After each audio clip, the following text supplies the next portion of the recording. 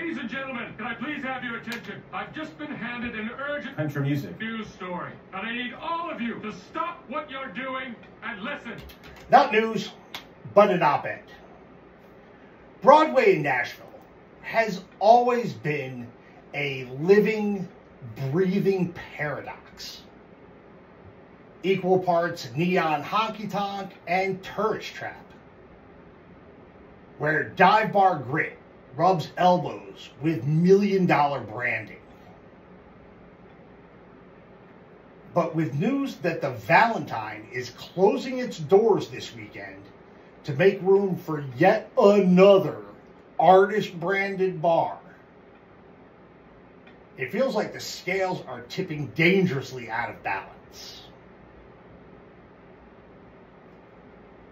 The Valentine wasn't a legendary, decades-old institution like Tootsie's or Robert's Western World.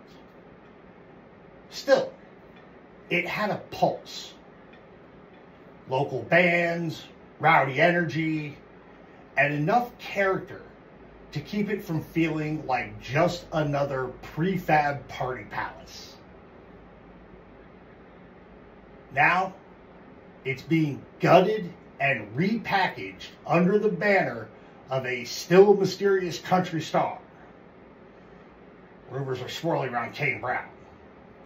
And that's courtesy of the Elliott Group, a hospitality firm out of Michigan that snapped up the property last year. Translation: this is less about live country music and more about bottle service, curated playlists, and photo op backdrops. And that's the problem.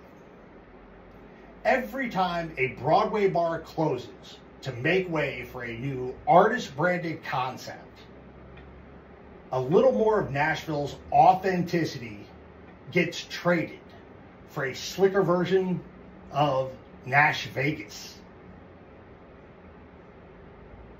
These places often have less to do with the artists whose names are slapped on the marquee and more to do with corporate groups capitalizing on their star power. Sure, there are a few exceptions. Eric Church's Chiefs or Garth Brooks' Friend in Low Places feel connected to the artists themselves, because the artists themselves actually spend time there. But too many of these projects are just glorified licensing deals. For locals and traditionalists, it's exhausting. Broadway used to be the place that you'd stumble into at 2 a.m. and hear a fiddle tearing through a George Jones deep cut. Now, you're just as likely to get a DJ set auto-playing top 40.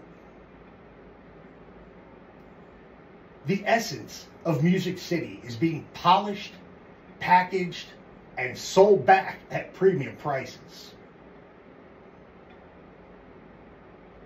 The Valentine's closure isn't the end of Nashville's soul, but it's another reminder that the heart of Broadway is being paved over, one neon sign at a time.